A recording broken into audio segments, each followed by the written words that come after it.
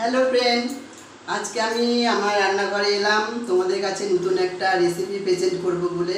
आज के जामाई षष्ठी और आमी आसबो ना, एटा होते पारे? तोमरा बोलो।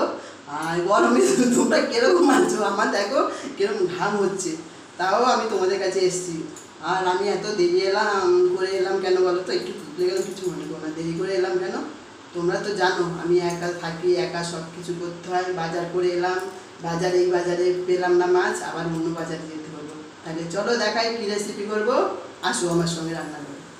देखो कर्नफ्लावर निয়েছি, तेल निয়েছি, সরষের তেল। কেন এই দুটো আগে দেখাচ্ছি শোনো। আমি নিরামিষ, আমিষের হাতে নিরামিষ ছুঁই না, এইজন্য তোমাকে আগেটা দেখিয়ে দিলাম। এটার জন্য কিছু মনে করো না। ইলিশ মাছের ফিশ ফ্রাই করব তোমাদের কাছে। তোমরা খেয়েছো নাকি আমি জানি না, ভেটকি মাছের ফিশ ফ্রাই খেয়েছো, এই জন্য ইলিশ মাছের ফিশ ফ্রাই এলাম কেন আজকে জামাই ষষ্ঠী নতুন একটা রেসিপি নিয়ে। ইলিশ মাছের ফিশ ফ্রাই করতে কী কী লাগবে সেই উপকরণটা তোমাদেরকে বলছি। 1 কাপ বিস্কুট গুঁড়ো নিয়েছি, 1 চামচ গোলমরিচের গুঁড়ো, 1 চামচ কর্নফ্লাওয়ার গুঁড়ো, আর এই যে পুদিনা পাতা দেবো 1 চামচ, বেটে রেখেছি। এগুলো তোমাদেরকে দেখাইনি, দেরি হয়ে গেছে বলে। আর 1 চামচ দেবো ধনে পাতা বাটা, নুন, কাঁচা লঙ্কা বাটা দেবো 1 চামচ, 1 টেবিল স্পুন লেবুর রস, আর এই একটা ডিম নিয়েছি। এই দিয়ে করব ইলিশ মাছের ফিশ ফ্রাই। তাই চলো আগে মাছটা কেটে নিই।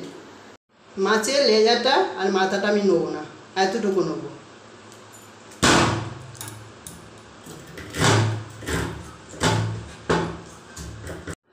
এই দেখো পাতলা পাতলা করে ফিলে করে নিয়েছি।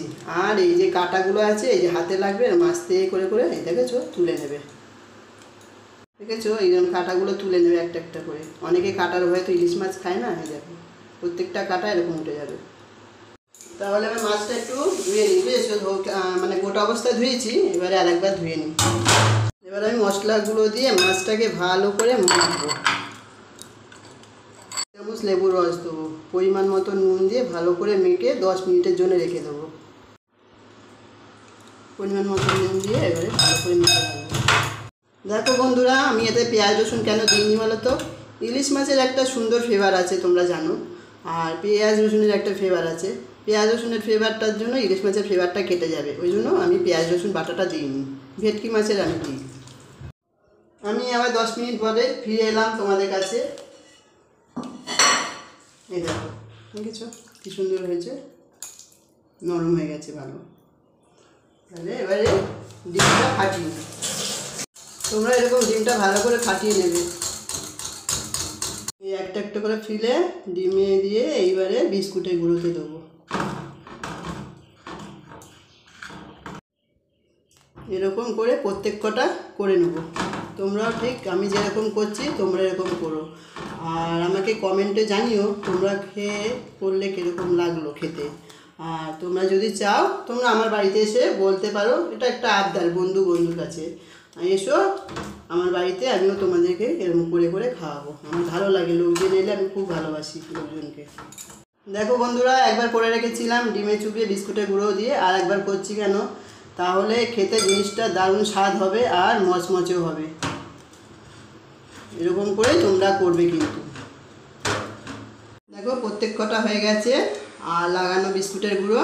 আর এদিকে তেল গরম বসিয়েছিলাম, তেলটা গরম হয়ে গেছে বন্ধুরা। তেল গরম বসিয়েছিলাম, হয়ে গেছে। এবারে আমি একটা একটা করে ফিশ ফ্রাইয়ে ভাজা বসিয়ে দিচ্ছি। তোমরা বন্ধু এরকম হালকা স্টিমে ভাজবি কিন্তু। এই দেখো 1 পিঠ বাদামি কালার হয়ে গেছে, এটা উল্টে দিলাম। আর কড়া স্টিম দেবে না, তাহলে ভেতরটা সেদ্ধ হবে না, পোড়া পোড়া হয়ে যাবে। এই জন্য হালকা স্টিমে করবে। দেখো 2 পিঠই বাদামি কালার হয়ে গেছে, তার মানে ফিশ ফ্রাইটা ভাজা হয়ে গেছে। এরকম করে প্রত্যেকটা ভেজে নেব। দেখো বন্ধুরা, আমার প্রত্যেকটা না ফিশ ফ্রাই ভাজা হয়ে গেছে, বুঝতে পারছো? এরকম করে এবার প্রত্যেকটা আমি নামিয়ে নিচ্ছি। বন্ধুরা হয়ে গেছে ইলিশ মাছের ফিশ ফ্রাই। তোমরা এরকম করে ট্রাই করো, খেয়ে আমাকে কমেন্টে জানিও কীরকম হয়েছে। কাসুন্দ নেবে, পেঁয়াজ কুচিয়ে নেবে, শসা কুচিয়ে নিয়ে এই দিয়ে খাবে। আর যদি তোমরা আমার হাতে খেতে চাও তাহলে আসো, ফিশ ফ্রাই ইলিশ মাছের ফিশ ফ্রাই খাওয়াবো, আর গরম চা গরম কফি তোমরা যেটা বলবে আমি সেটা খাওয়াবো। তাহলে টাটা, পরে আবার দেখা হবে, কিন্তু তোমরা কমেন্ট করতে ভুলো না। টাটা।